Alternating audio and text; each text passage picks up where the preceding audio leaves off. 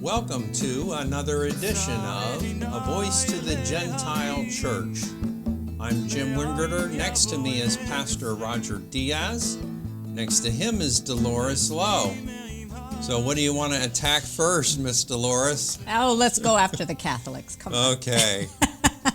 Keep it in the family. I was hoping you'd go after the Pope. Yes, we are going after the Pope. So the Pope today, or actually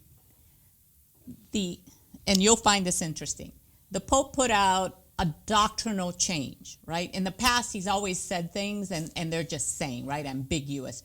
But this was actually an official document with a doctrinal change that came from what is now known as the Dicast for the Doctrine of the Faith, which used to be the office of the Sacred Congregation of the Faith, which used to be the office of the Inquisition, right? So yes. Through that office came this new papal doctrine change where now the Catholic Church is to bless gay marriages. This is after 2 years ago he said that you could never bless gay marriages because they were against the creation order, right? Mm-hmm. So, I mean, it's just that downhill slide. So he just stepped up to the plate and made this declaration. Yep. Because here in the United States, if a government's going to do something like that, you have to get approval from the House and approval from the Senate before you can say, "Yep, this is where we're going with this." Yep, absolutely. And he just makes a doctrinal shift, and everyone's supposed to just say, "This is." Yep. So the Pope is the head of the Catholic Church, and yep. Catholics are supposed to consider him infallible, right? Which blows my mind, because how a man could be infallible is just right. Every wife will tell you. That's why they don't have wives. Oh, there you go. That might be. So I mean, it's sad. It is just another downward slide of modern Christianity. And I know that we as Protestants think, oh, that's just the Catholics, that's just the Pope, right? But when the world looks at Christianity, they want a central place to look at. Right. They go to the Pope. They do. You know, the attitude in the Catholic Church is that he is the incarnation of Jesus in the earth today. Right. And therefore, I've always looked at that and said, why isn't he healing people? Why isn't he doing miracles? Why, if he was really the incarnation of Jesus in the earth, right, he'd be continuing the ministry that Jesus had in the earth. Exactly. Yeah. Which is completely lost to him and everyone else. So it'll be interesting. I mean, over the past few months he's done, if you recall, there were American bishops who were basically saying that some of the things he was saying and doing were contrary to biblical beliefs, right? And about 2 months ago, he basically put those bishops out, right? He took their congregations away, demoted them. They're no longer. So now he's gone from that to this total doctrinal change where about 2 years ago you couldn't bless a gay marriage, and now all of a sudden it's okay. It's perfectly fine. So I don't know how Catholics in the U.S. are going to react. I think the United States of America probably holds more conservative Roman Catholics than any other country in the world, even Italy. Mm-hmm. We are the most conservative, and that has to do with the Irish influence, the Anglo attitude, which is usually conservative. So they're going to struggle in this country with this Pope until something gives. I'm always sort of predisposed to recall the prophecy by this 13th century monk by the name of Malachi, who basically said that this Pope, referring to the number that this Pope is, which is, I can't remember what number he is, that this Pope would be the last Pope. I can see it. And he also said that the last Pope would be a Jesuit. So here we are, we have the first Jesuit Pope, and he's conducting himself like he wants to destroy Catholicism, mm-hmm, or seriously retract it, or put it in detract it. So he's detracting it for sure. So I would say that it's possible at the end of his 10 years Pope that you would not be able to recognize Catholicism compared to what it was before he came in.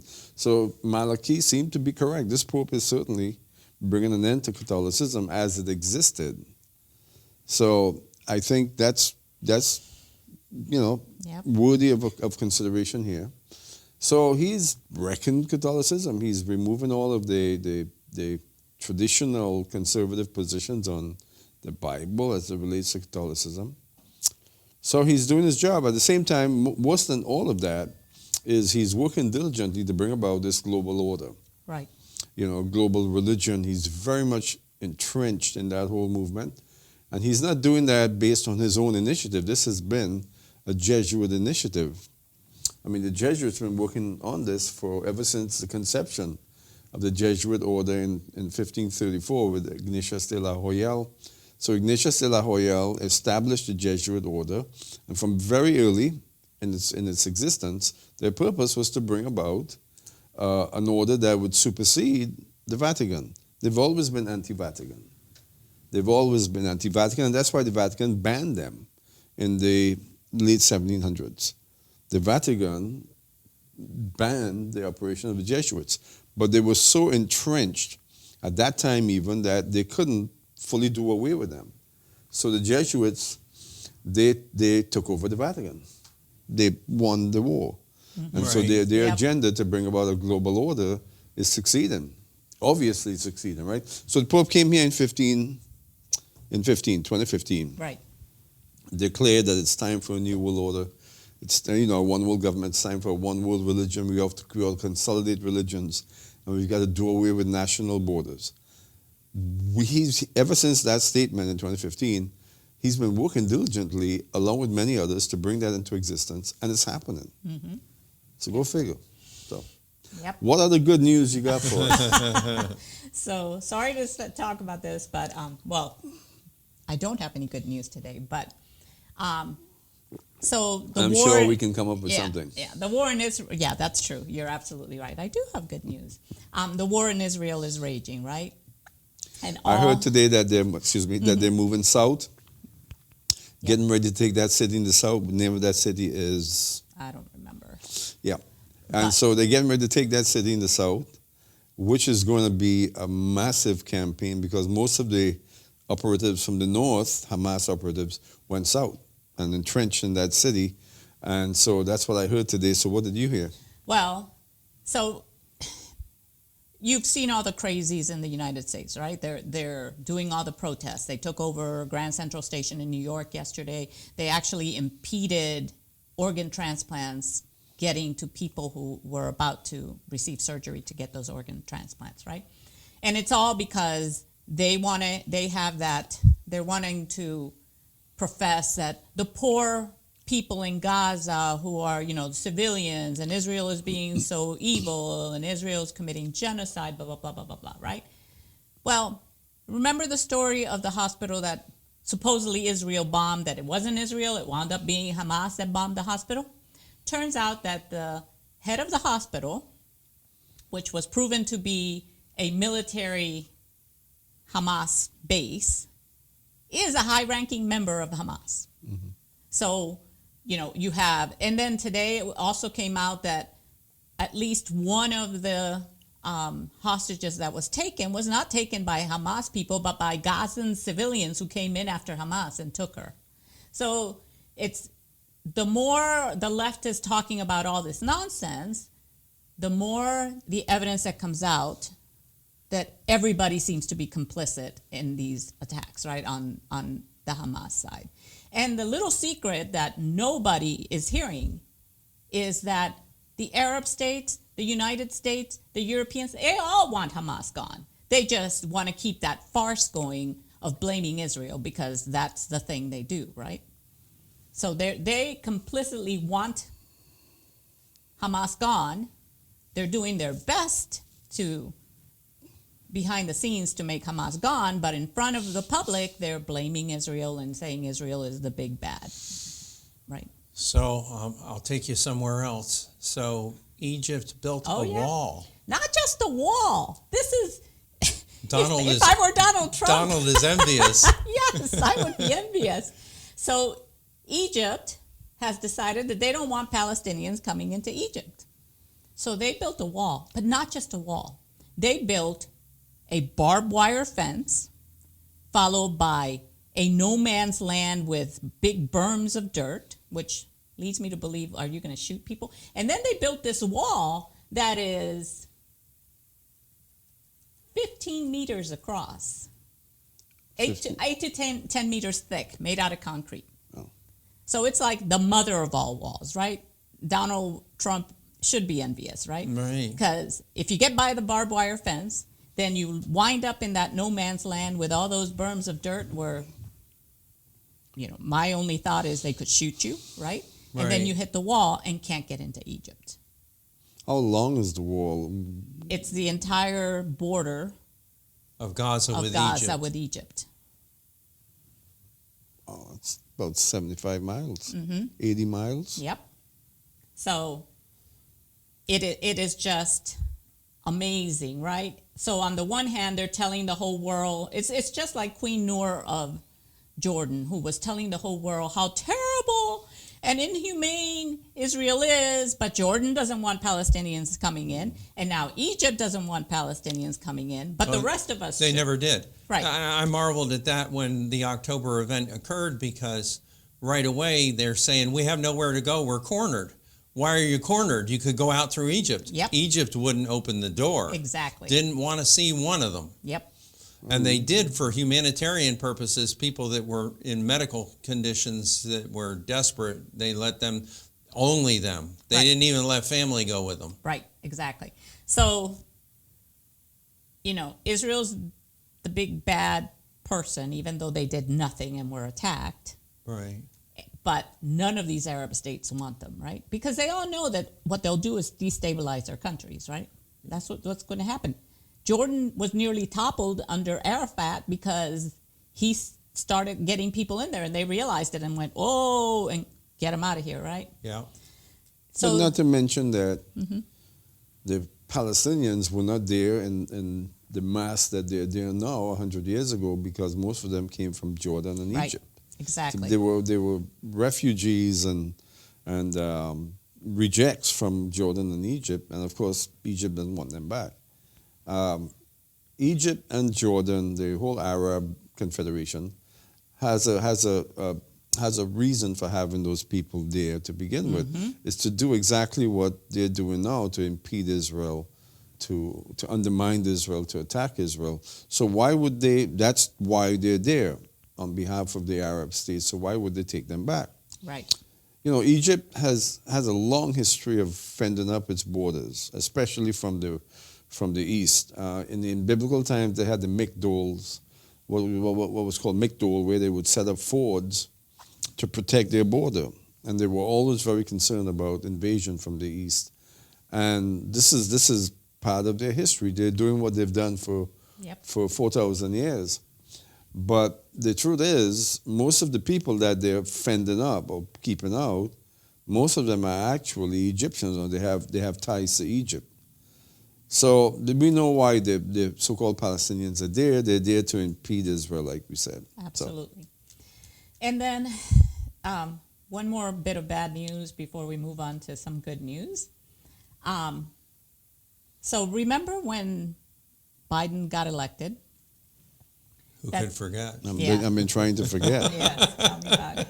And the Democrats said that everything would be good now because the adults would now be in charge, right? And of course, we've seen the world on fire, right? We didn't know that they meant the senile would be in charge. Yes. So, we had the disaster in Afghanistan. And now we have the Ukrainian war, which is still going on. And we have the war in Israel, which is really an Iranian war to destabilize the Middle East, right? So the Iranians are backing up the Houthis, the Yemeni Houthis, and they have been firing rockets, right? Rockets at Israel, rockets at anybody else they thought that would be a problem, and they've also been basically behaving like pirates, taking the commerce out of the Strait of Hormuz, right? So, and a lot of what they do is they use drones, which are very cheap, right? Drones are cheap. And you can have a drone with like a 12-pound cargo that could be weapons, right? So the U.S. has been shooting down the drones. But we're using $2 million ammunition to shoot down the drone. So every time we shoot a drone down with one of our ammunition, we spend $2 million. For a $50 drone. You got it, right? So here is Hamas, and one of the lessons that Iran has learned from the Ukrainian war, because it is Iran that has been stockpiling the Russians, right? Helping the Russians. And in that war, drones have been used very effectively and very cheaply, right? You're not spending billions of dollars, right, despite what this administration says. Your people don't get killed. Right.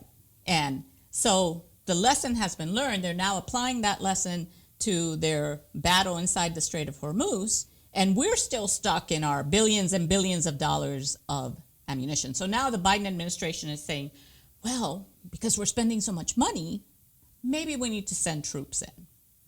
So now this war that's happening halfway around the world may pull Americans into the war again. So we pulled out of Afghanistan disastrously, and now we're going to pull back into this war. There is no place on earth that isn't on fire due to the vacuum of power in this administration. Right? Mm-hmm, mm-hmm. So who are they going to attack? Ground troops in Yemen? So the Yemenis they've been fighting from ships. Mm-hmm. They have been fighting from within Syria. There are actually bases that they have that are within Syria that are basically proxy bases for Iran. Yeah, so, well, we know that's been happening. Right. So they really need to go to war against Iran, because Iran mm-hmm. is the instigator in all of this. Hamas, Hezbollah, the Houthi, and all of the hotspots in the Middle East is about Iran. So why not just face up to the reality, right, and get after Iran? Right, absolutely. I think there may be some concern because China, Russia, and Iran have now formed this axis, right? So it may come to a point that a war against Iran is a war against That's obviously those. Why Iran is flexing its muscles and doing what it's doing, because it has the backing of China and Russia. Yep. And now for good news. So we are seeing, in this war, we are seeing a lot of evangelicals that are turning their eyes towards Israel in the correct light, right? We have in America a problem with the church, or the modern Christian church is a mess, but there is a large number of Christians who are actually going to Israel, remember the cowboys, mm-hmm. putting their lives on the line and helping Israel. And there is this thought among evangelicals that this is a prophetically significant war and they have to engage, right? Whereas, then you have the other side, which just obviously hasn't read their Bible or doesn't believe it if they've read it. So, well, yeah, it's an incredibly positive set of developments, because Christians are now going into Israel to work alongside Israelis and to show support, other than just going as tourists. And there's still an issue in Israel, has been for about 5 years, where evangelicals are going there to evangelize, but mm-hmm. in a very aggressive way.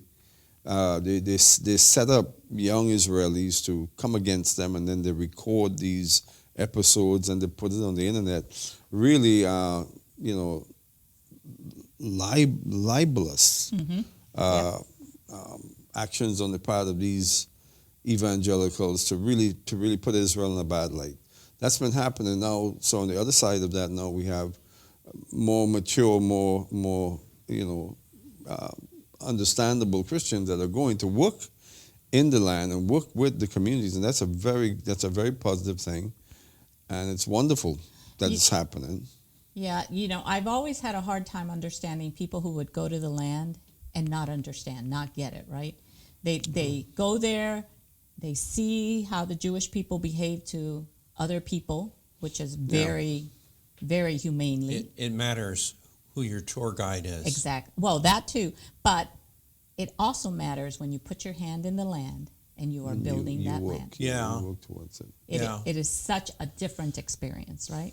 But remember some years ago, maybe 5, 6 years ago, there was a huge conference in Jerusalem set up by evangelistic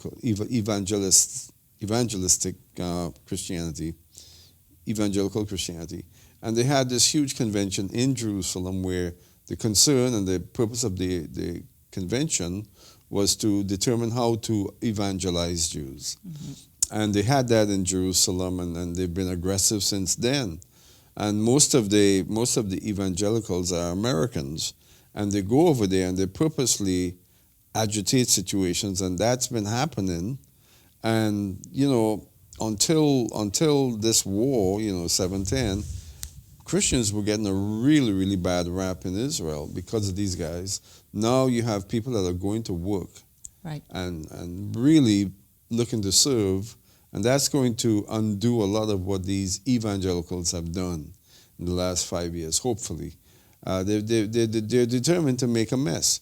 Mm-hmm. And they're not doing it with the right motives. They're not doing it with love and with a passion for Israel. So if you mobilize a youth group here in Arkansas or someplace, in Arkansas, you go to a mega church and you get the youth group all primed up that they're going to go to Israel and convert Jews and evangelize. It's going to be hostile, and you got to gear yourself up. And suddenly, 40 young people from Arkansas is headed to Israel. They're not going to see anything because they're going there for the wrong purpose. Right. They've been to boot camp. They're all geared up to go over there and deal with the conflict and deal with the rejection and fire back and create these videos that will be slanderous to Israel.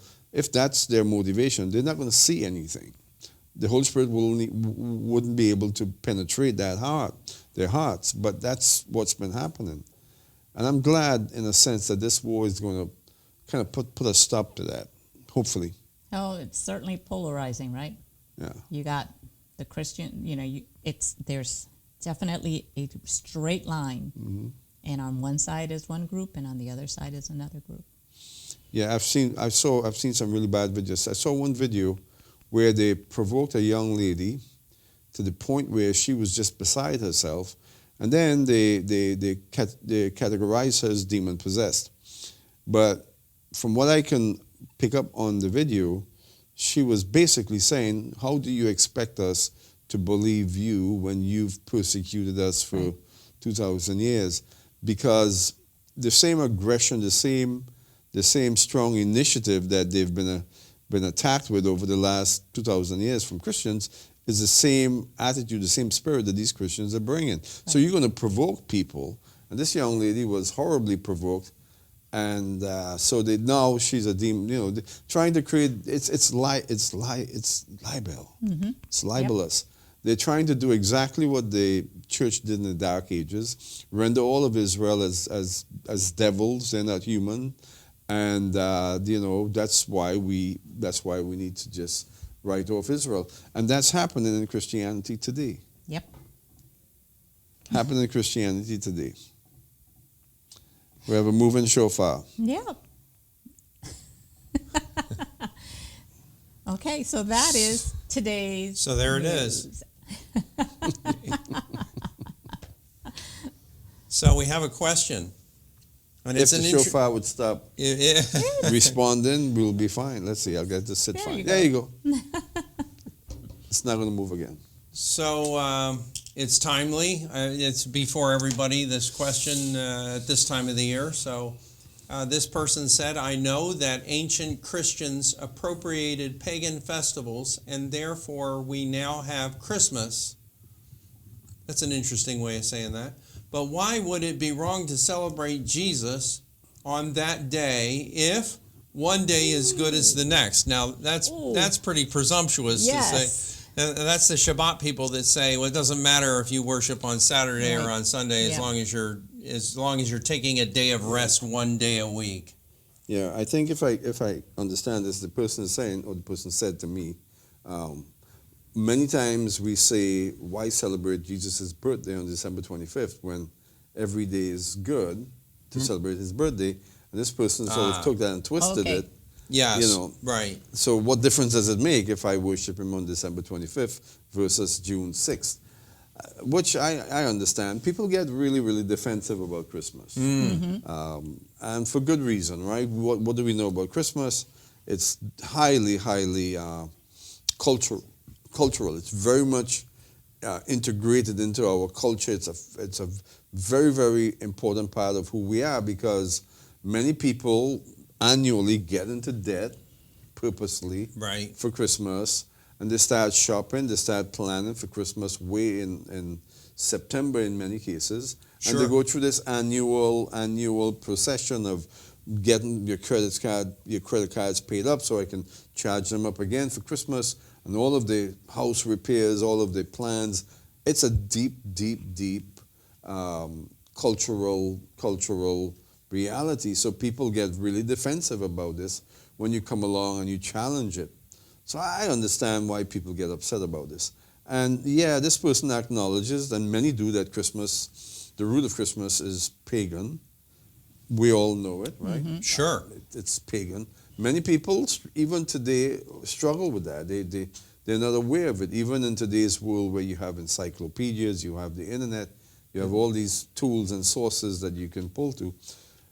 But yet some people struggle with the fact that it's pagan. Some people even strive to say, no, it's not pagan. Right. He was born on No. December Yeah. 25th. I saw a post today. Yep. Remember that Jesus is the reason for the season. Yeah. Yep. So the whole idea that, early Christianity embraced paganism and they won over this pagan festival for Jesus. Praise God, it's now Christian. And a lot of people have that position. More realistic-minded people like this person says, I acknowledge that it's pagan. Yep, it's obvious that it is. But what's wrong with celebrating Jesus regardless? Strictly speaking, there's nothing wrong with celebrating Jesus on December 25th. What do you think?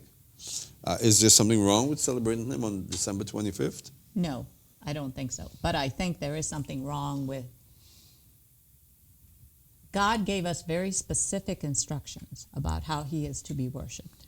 And for us to say that one day is as good as another, I find that somewhat offensive, right? Okay. There is the identity issue. I mean, if your identity is in Christianity, then you're going to identify with the Christian festivals. Yeah, well, part of the rub here is that God gave us festivals. Yes. Right. He gave us Absolutely. his Moedim, which is his appointed times, right? But Moedim, appointed times. He gave us his appointed times. We've ignored them. And we've embraced pagan appointed time, pagan Moedim, and we've sort of reappropriated them. But who gave us the right to ignore his Moedim, Right. his appointed times, and take the pagan appointed times, Satan appointed times, and make them Christian? No one gave us that right. Yeah. That whole attitude goes back to the Council of Laodicea. After Nicaea, there were several councils, 8 or 9 councils Right. that followed, and each council had a purpose. Laodicea, their council was to initiate the fact that the church now has authority over decisions that it makes. It can, in other words, the church is its own authority and can decide what's biblically acceptable and what's not. Which is what the Pope did this week. And that's what happened. Right. Yep. And they've been doing that. Every one of the councils and all the effects of each councils are still being played out today. And that's exactly why Paul said in 2 Thessalonians that when Jesus comes, he will, with the sword that comes from his mouth, the two-edged sword, destroy the lawless one, who we know is Constantine. So how is it that, is Constantine alive today? No, he's not. So how is it that Jesus will slay him with the two-edged sword that comes from his mouth? Because he's very much alive through each council. Mm-hmm. After Nicaea, the effects of each council is still being enacted in every Orthodox, environment. So he's going to destroy that when he comes. So Laodicea, they decided that you don't have to say, they can change the Sabbath. They can do away with God's festivals, appropriate pagan festivals. And that's what they did. So they have this ongoing, when you interfere with God's appointed times, And when you go as far as to handle and to change things that God has set in place, something demonic happens. You don't achieve those things without a great demonic influence. So what we're seeing in the church in regards to these changes, orthodoxy I should say, is very demonic. And so if you touch them, if you challenge them, you get the reprisal of the demons. The demonic realm comes alive. So you challenge Christmas and you get this incredible response from people because it's deeply spiritual, it's cultural, and it goes back to decisions that were made by councils and church fathers that are against God's will. God has his festivals. Satan had his festivals. The church embraced his festivals, Satan's festivals, and not God's festivals. But for the people that embrace the reality that it's, we know it's pagan, but what's wrong with there's nothing wrong with that necessarily. If you look at it from a cultural point of view, it's just a cultural event. You have family over, you eat meals and so on. But it all depends on where your heart is. Is it that you want to please God, you want to be biblical, or do you not care about that? You just want to be a well-rounded Christian and go to church and say that I'm a Christian, but then live in a cultural sense, embracing the societal norms and so on. If that's where you are, that's fine. I mean, live that way. But if you want to be biblical, if you want to honor God, then you have to do it with integrity, and that integrity comes from the reality that he has provided his festivals, and it's not our choice to just reappropriate them. Right. And so if you're okay with just doing that, reappropriating his festivals, then fine. I'm not going to challenge you on that. But if you're a believer and you truly want to honor God, I'm going to challenge you because you have no right to reappropriate God's festivals. So I have a question for you, because now this is making me that perspective of I can worship God any day in any way that I kind of harkens back to me to Abel coming with his offering of vegetables. Right. So the offering is going to be, I'm just offering. That's good enough, right? Not what God was looking for, right? I don't know if I'm being convoluted here. Well, Abel's offering pleased God. God was pleased with Abel. He wasn't pleased with Cain. Cain, right. I'm sorry. Cain's attitude was, here's my produce. Here is the sweat of my brow. Here is my efforts for the past 6 months. I've yielded all this fruit for you, God. In fact, God, you did curse us, and you did say, by the sweat of our brow we'll produce. So here is the sweat of my brow. And God said, good, but I prefer his. Right. Why did he prefer Cain's? Because Cain's offering was based on faith. His offering was based on the works of his hands. So it's not that God didn't appreciate. I venture to say that God said, yes, good. I like the fact that you understood that you have to provide by the sweat of your brow. That's good. That's your flesh. That's your strength. But look at Abel. He offered up his very best. And he understood faith. He understood the importance of the shedding of blood. I prefer his. Cain didn't appreciate that because he worked hard. So having just being able to say, well, we can worship on any day, which again, strictly speaking, is true. We want to worship God on December 25th. We want to honor Jesus on December 25th, just as we do on December 29th. Right. The question here, and the challenge here, the poke here is that if you're saying that you can do that on any day, then what's wrong? What is so wrong with me doing it on December 25th? Am I a practicing pagan because I'm celebrating Jesus on December 25th? So it's kind of antidotal, right? It's you're trying to get to a certain statement. And to kind of work around and within the context of the question and the statement, I would say that, again, if you're not in a place where you are deeply concerned about what is true and what is biblical, if you're just striving to be a well-rounded Christian, keep going. Keep doing what you're doing if that's where you are. But if your concern is to be true, to be pure, to be real, then you need to reassess where you are with your position, because it's pagan and that will never change.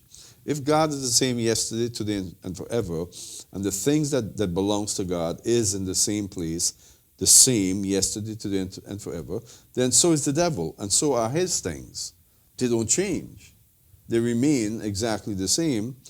We might put a new veneer on the things of the devil, or even the things of God, but that does not affect any real change, right? Mm-hmm. It just, we've seen it with a veneer. We're seeing, we're seeing a pagan festival, which is Saturnalia, Right. to say the least, but we're seeing it with a Christian veneer, but it's just a veneer. It's still there. Right. When you celebrate Christmas, the way that the ancient pagans did, Saturnalia, which was drunkenness, and we know Christmas is about, we know what Christmas is about. It's about alcohol. Right. Office parties. And people are happy with that. That's just the way you do Christmas. It's about gluttony, it's about eating ham, it's about partying, it's about promiscuity, it's about paganism. It's always been that way from way back before Jesus was born, and it's still that way today. Right. Only difference is we put a veneer on it. Yep. So, but a veneer is a veneer. It's a veneer. Right? But What's the purpose of a veneer? to make things look good. To Rose color. or to deceive, Yes. right? Yes. Rose To color. deceive. And so it's a veneer that we put on Christianity. All of the put on festivals in the Christmas. Bible teach your children something. Right. Even in Passover, it says, when your children ask you, what does this mean? Say to them thus and so. So what does Christmas teach? Christmas teaches greed. You know, the thing that's, I never celebrated Christmas in the United States originally, right? Because I was born in Cuba. You grew did up in Cuba. Three Wise Men. The thing. Three Wise Men, and you didn't exchange gifts with adults. Gifts were only toys for children, right? Right. So I never knew about a Christmas tree. I never knew about Santa Claus till I came to the United States. You didn't do that in Cuba? No. No? No Christmas tree. You know, there's nothing about three kings in the Bible. I know. I know. There's three. But it's There's really- three gifts. Gifts. So I remember my last Christmas in Cuba, and the way that you celebrate, as a child, you have to get hay, water, and cookies or some sort of sweet, and you put it under your bed, right? Because the thought process is the three kings are going to stop at your house, the hay's for the camels, the water's for the camels, and then something for the kings, right? And then in the morning when you wake up, that stuff is gone, and there's toys under your bed. So I remember being in Cuba, and you have no idea how difficult it was to find hay. It was so hard. I'll bet. And that was like, no hay, and we finally found some, right? So I finally got to got some toys. But it surprises me in the U.S. the amount of commercialization that is associated with Christmas, right? Yeah, but remember that what we know today as cultural Christmas celebrations, it's only about 125 years old. Right. Mm-hmm. And when it was designed, I'm talking about Santa Claus, the giving of gifts, all of the what has become the main emphasis of Christmas, the incredible commercialization of it, really began in the 1880s. Mm-hmm. Some Yes. clever minds decided that we True. can really capitalize on this. Yep. And it just developed and developed, and Santa Claus became, reindeers and all of the facets, even all of the Christmas carols, most of them came right after that Yes. for the next 20, 30, Right. 40 years. And they all point to the commercialization of Christmas. So evidently before the mid-1800s, and Dickens really gave it a shot in the arm with the book The Christmas Carol, A Christmas Carol. Right. He made it look good, because before that it was all Saturnalia, spillover. Right. It was drunkenness and debauchery and just not good things. So there was this effort on the part of mostly Western Europe and the United States and Canada to take this pagan festival and turn it into something that's wholesome. Right. And mostly America.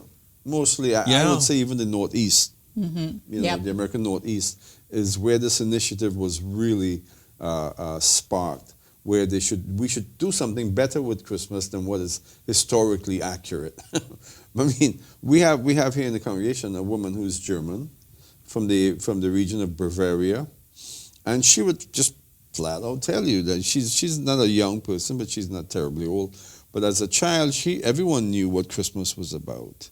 It wasn't really about Jesus. It was about a very ancient pagan ritual that everyone got involved in, and it wasn't wholesome. It wasn't wholesome.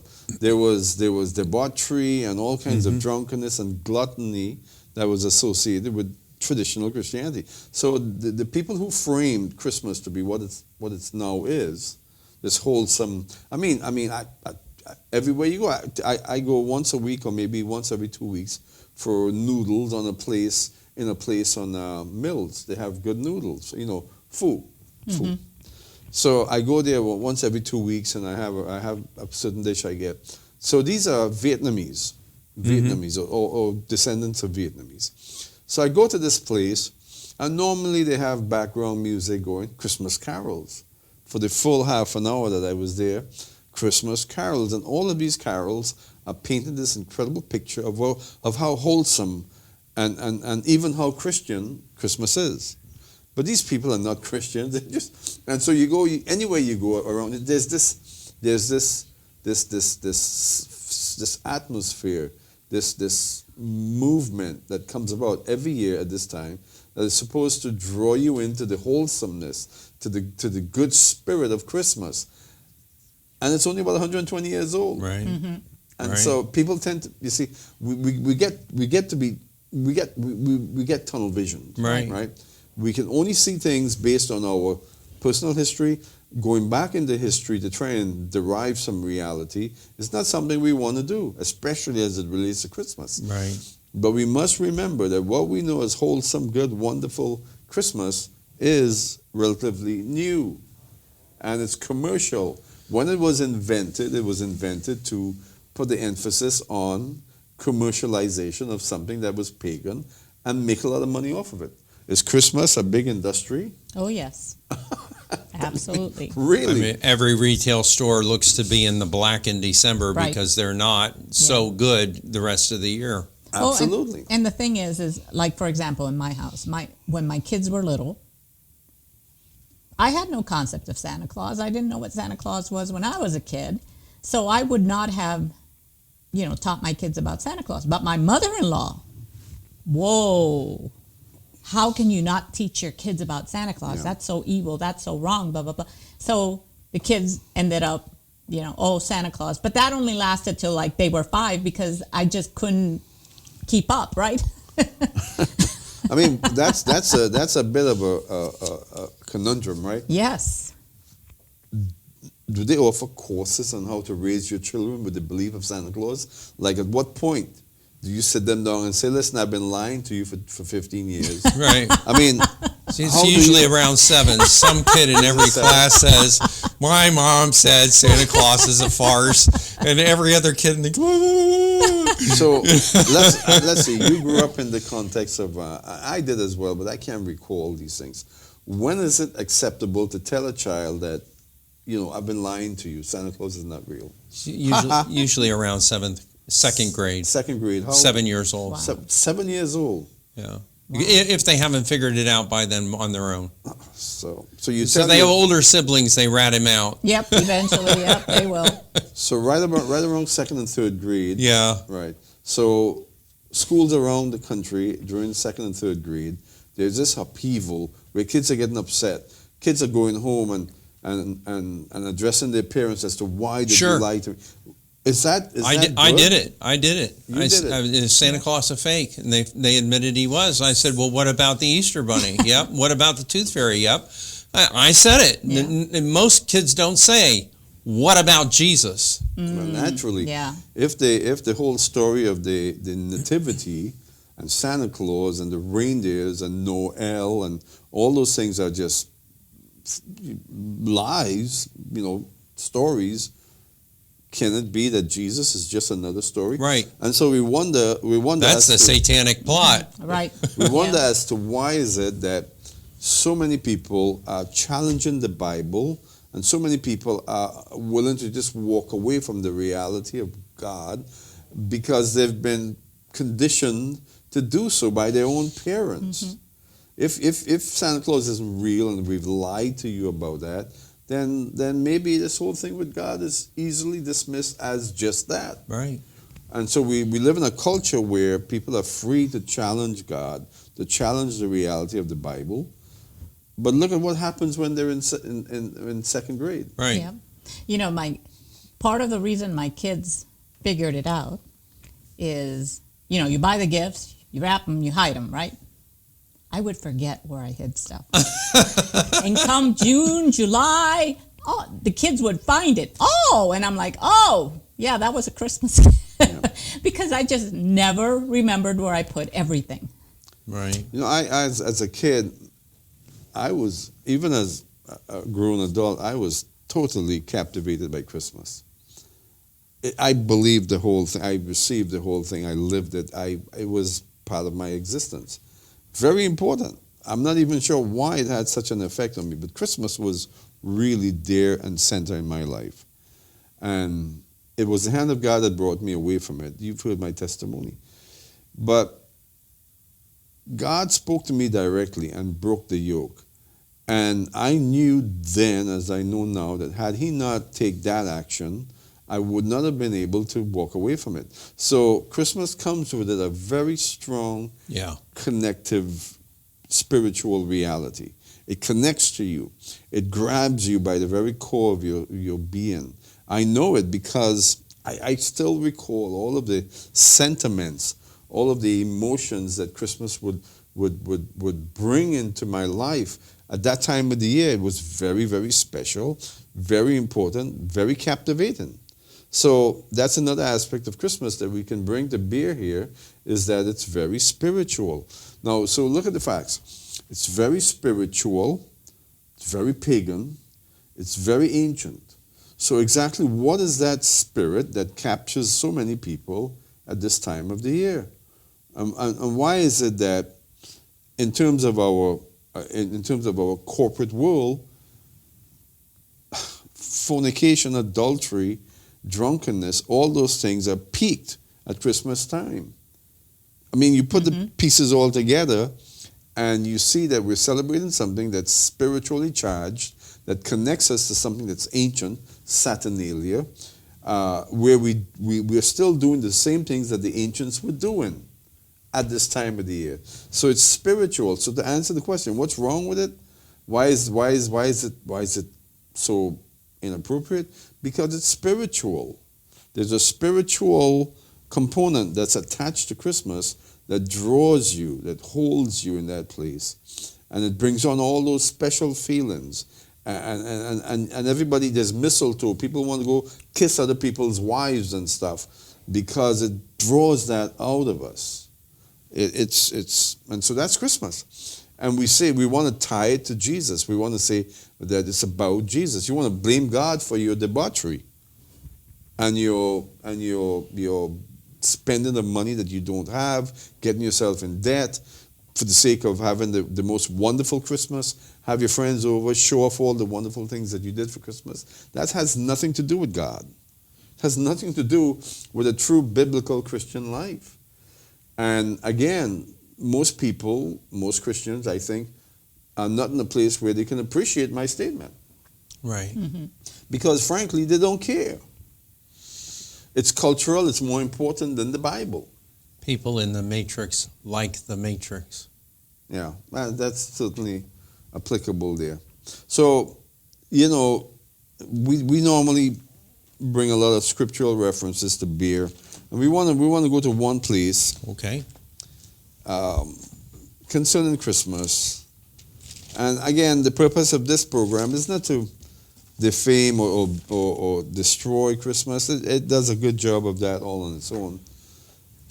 But God is preparing Israel here in Jeremiah, to encounter and to respond to the pagans that they would encounter when they're driven out into the nations. God knew where he would drive them to. He knew that he would ultimately drive them into the Northlands, you know, into what's now Europe and so on, and that they would encounter they would encounter pagans who conducted pagan rites and so on. Now, he's going through in Jeremiah, the early chapters of Jeremiah, he's preparing Israel for that dispersion when he will drive them out. And he will put them in a place where they will experience the paganism of the nations. He wants them to be prepared for it. And then Jeremiah brings this word to Israel about one of the aspects of what they will encounter when they go out into the nations. And when we read this, you'll realize that this has to be Christmas. It has to be a Christmas tree being decorated and being venerated and worshipped by the pagans. God is saying to Israel, don't be concerned about it. Don't be drawn into it, and don't be afraid of what they're doing, because Israel has never encountered anything like that. So why is God saying to Israel, when you encounter the worshippers of Saturnalia, don't be afraid? Because in Europe, all the way from what is Romania to, you go westward from Romania to Ireland, that whole region there in the ancient world celebrated Saturnalia, and it was raucous, it was revelry, it was drunkenness. And so God is saying, don't be afraid, don't be intimidated when you encounter it, right? That's what I believe. So Jim, maybe you want to read Jeremiah chapter 10, 1 to 5, if you would. Yep. 1 through 5. Yep. Hear the word which the Lord speaks to you, O house of Israel. Thus says the Lord, do not learn the way of the nations, and do not be terrified by the signs of the heavens, although the nations are terrified by them. For the customs of the people are delusion. So hold on one second. Saturnalia, just like all of the other pagan festivals, has to do with signs. Saturnalia is about the winter solstice. And what is the idea of Saturnalia and the winter solstice? Well, the sun is its darkest at that time. Right, on the 21st of every December. 21st on to the 25th. It's that period, very dark. And the idea is that this is a solemn time, because we don't know if we'll see the sun again. Right.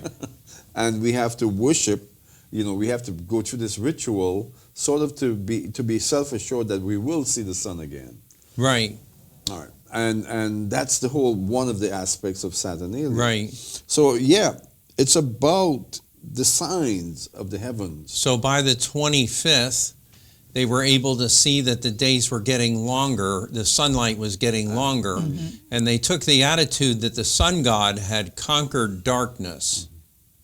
And the actual date of the 25th goes back to the worship of Mithra, which is Babylonian. Right. The Roman legionnaires and soldiers brought it back from Elam, which is the region of Iran today, but it was Babylon. They brought back the worship of Mithra, and according to the lures concerning Mithra, that goes back to Nimrod and his son Tammuz, is that he was born on December 25th.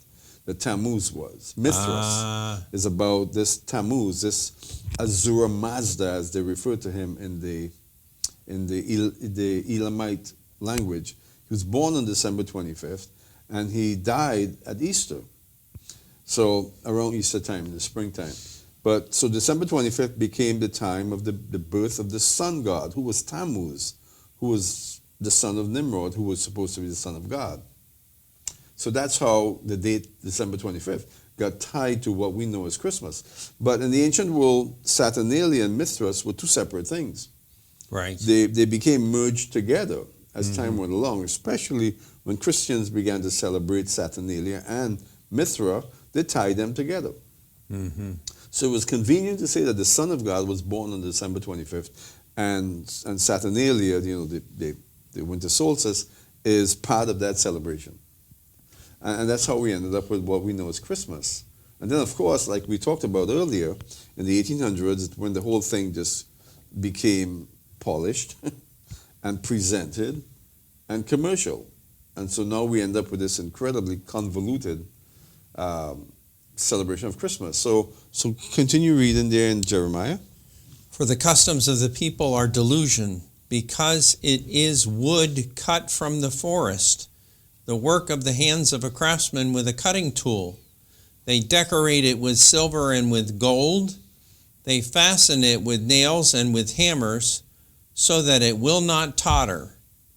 Like a scarecrow in a cucumber field are they, and they cannot speak. They must be carried, because they cannot walk. Do not fear them, for they can do no harm, nor can they do any good. So there's a reality here that it's referring to the Baals. All right. And some people believe it's a tree. The King James uses the word tree. Here it says a piece of wood. Right. So if it's a Baal, which is usually a log that's a phallic symbol, it's the same reality, because the evergreen, the Christmas tree, was in fact a phallic symbol. Right. Among the northern pagans, the pagans Yes. of northern Europe. You know, the Christmas tree, what we know as the Christmas tree, was not something that was commemorated in the Middle East. They had the Baal, which is basically a stump, a piece of wood that they would set upright, and they would decorate it, carve it, and so on. So here, it's the same reality.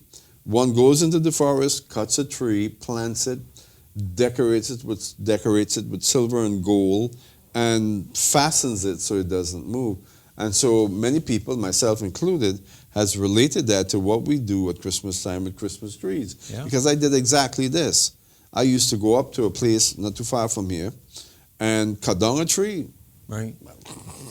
Right. And take it home and fasten it so that it won't move, decorate it with silver and gold, and worship it. That's what I did.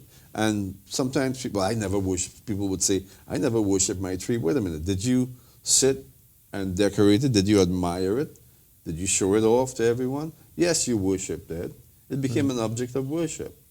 Of course it did. You know, even the scent of the pine in the house was important, right? Yes. To have a fresh cut Yep.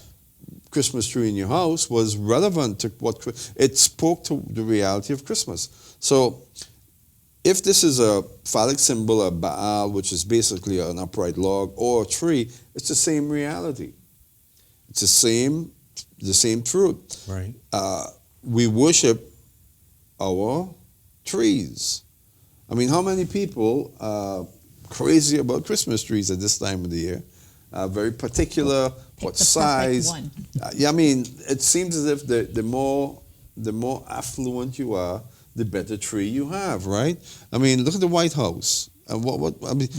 So the more successful you are, the more affluent you are, is the more Christmas trees you will have, and the greater Christmas trees you will possess. They're more beautiful, they're more attractive. So you can't tell me that that's not idolatry. I have a friend who has 21 Christmas trees every year. At their house? One in every room. How could you tell me that that's couple of not extras. idolatry? That's idolatry. And yes, the evergreen is in fact a fertility symbol. It's and specifically in Bavaria, in Germany, and Austria, the Christmas tree was a phallic symbol, and we need to understand that. Right. I don't want to get too graphic here, but yes, the Christmas. Let me just say this: in that part of the world, for centuries, they've hung their trees upside down from the ceiling. They've hung their trees upside down, and there you have it. It's indeed a phallic symbol. So how could you settle with this as a Christian? Again, if like I said from the beginning, if you're not a Christian, if you're just trying to do a well-rounded Christian experience, lifestyle, then have at it. But if your concern is to be true before God, to be biblical, to be pure, to walk in faith, then you must consider these facts. It has nothing to do with God. It has nothing to do with the birth of Jesus. The idea that Jesus was born at that time is just absurd. Let's just say perhaps, yes, he was born on December 25th, like Tammuz, like Mithra.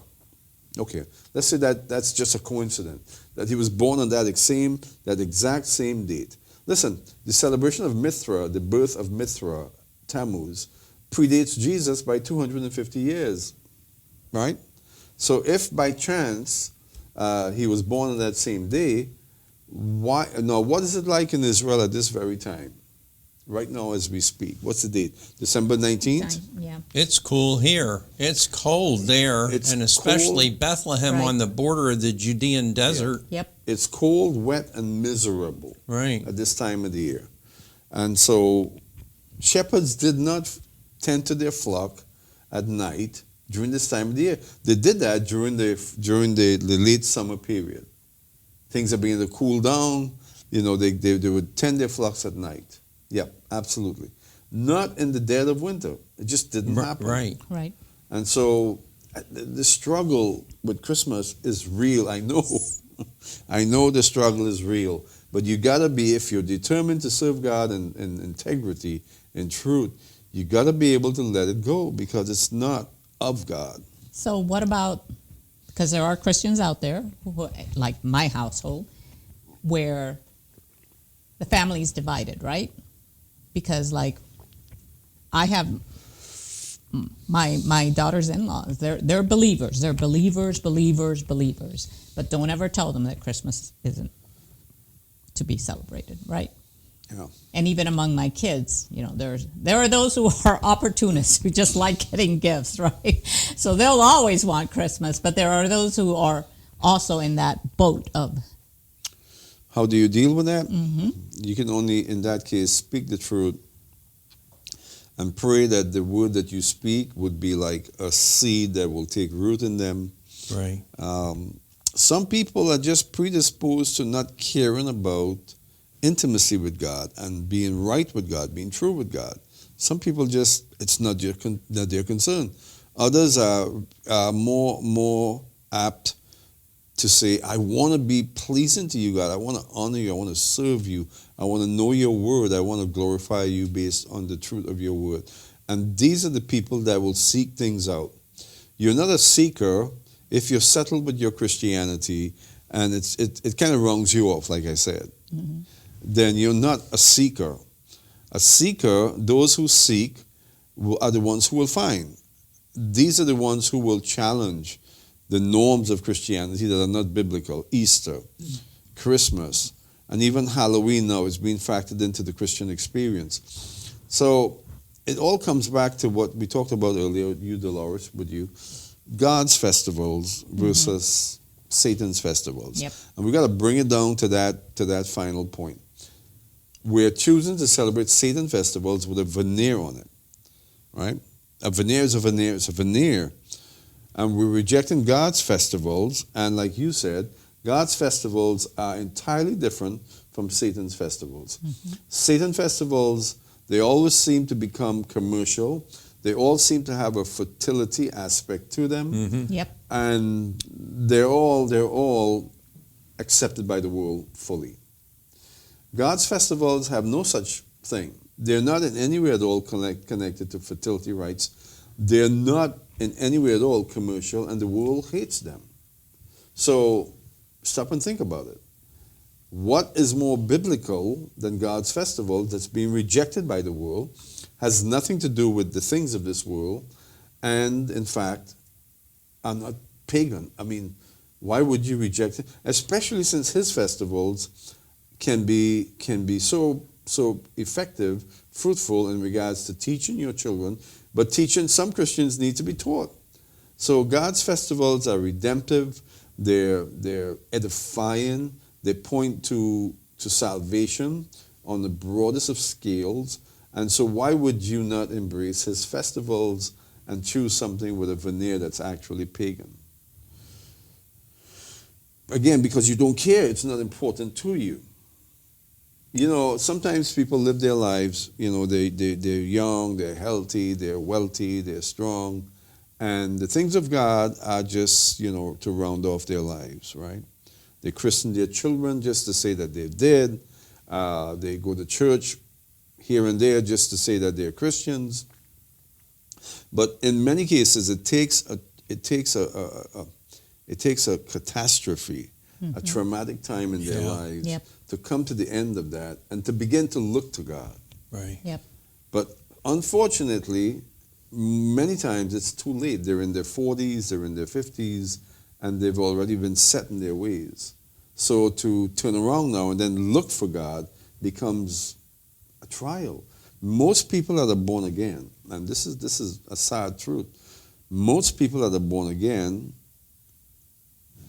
it happens in their 20s and 30s. Yeah. Yep. Maybe in their 40s. Right.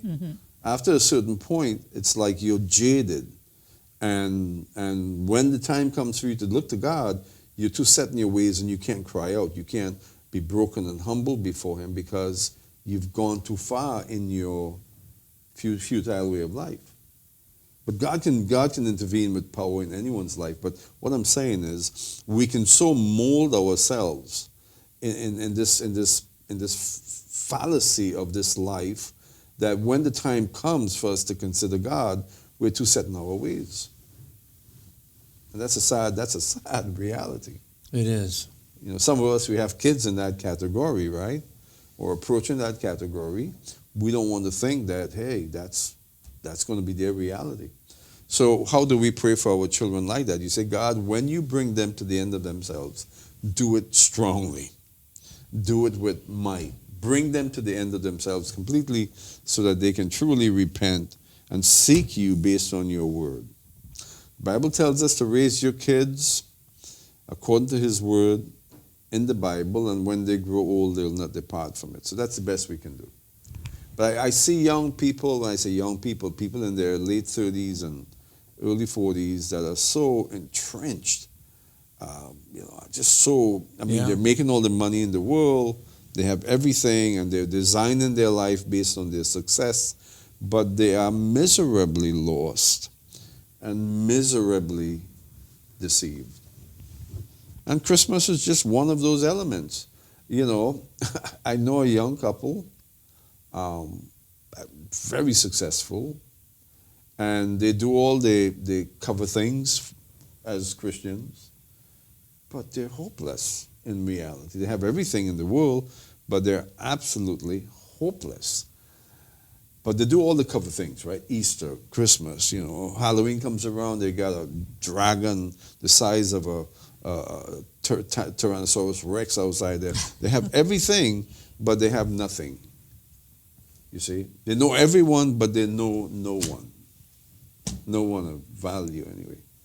And that's just the American way. And part of that is because we have too much. We have too much. If we didn't have as much, maybe we'd be more humble. Maybe we'd be more adapt to humble ourselves and seek God. This might be your testimonies as well. When I came to the end of myself, I had nothing. In terms of any hope for anything that's good in my life, I had nothing. I was destitute. I was hopeless. And I turned to Him. I was 29.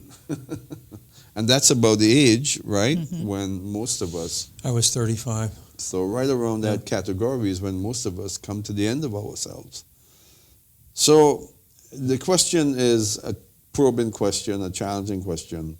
Again, I would answer by saying, again, one more time, if your desire is just to live that type of life, to live a cover life where everything is superficial, you go to church to go to church, you don't have a true grounded faith in God's word, you're not really concerned about pleasing God by faith, then celebrate Christmas. Keep up with the Joneses, be the Joneses, and celebrate Christmas. We're still going to declare from this rostrum that it's pagan and that God has no real identity in it whatsoever. Around here, we're very deliberate to keep the biblical feasts. Mm-hmm. And in the process, we have made that our identity. Mm-hmm. And when we turn and look at Christmas now, in hindsight, I have no identity in it anymore. No. Because we've abandoned the things of this world. And that's the difference between the three of us here.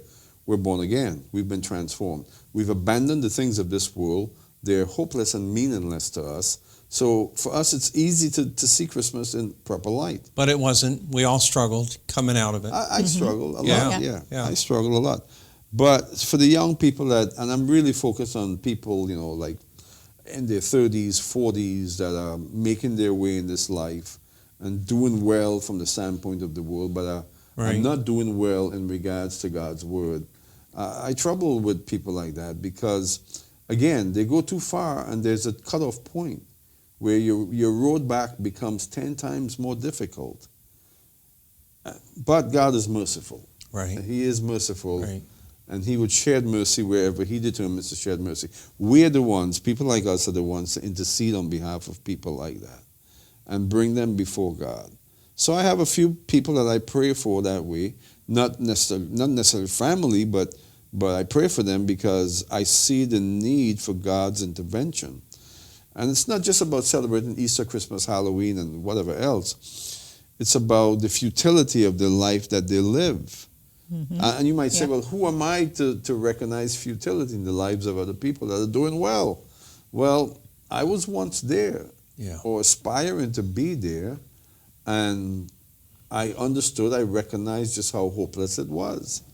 We all come to these compromised places in life, whether it's illness, whether it's health, other health issues, economic, whatever. We all crash. At some point, you're going to crash. Mm-hmm. It's a curse upon man if he does not crash early in his life. In other words, if you do so well in your life that you get into your 60s, 70s, and even into your 80s, and you've had no challenges in life, that's a curse. Yeah.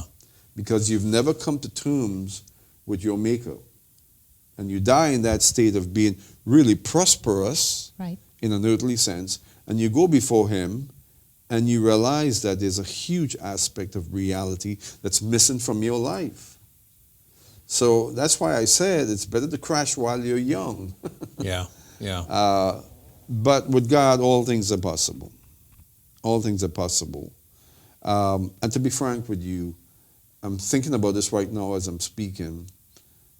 I cannot recall someone in their 50s, 60s, and 70s going through a born-again experience. Yeah, me either. I can't recall of any situation like that. I'm sure they exist. Yeah. But I don't see them. Right. So, I haven't either. Yeah. So Christmas, this is the time of the year where people, they maximize their credit cards, they get drunk at office parties, they do things that they end up regretting horribly in many cases. I've witnessed that for many, many years. I've been exposed to that for many years. And if that's who you are, I pray that you get away from it and that you come to a place of recognizing that God has provided, that you don't have to live that futile life. If you're in a place where it's okay, it's what you do, you like it, you enjoy it, okay, then your concern is not God. My prayer is that you would come to the end of that early enough in your life to where you can make a recovery. Well, you can be recovered. God's the one who makes the recovery.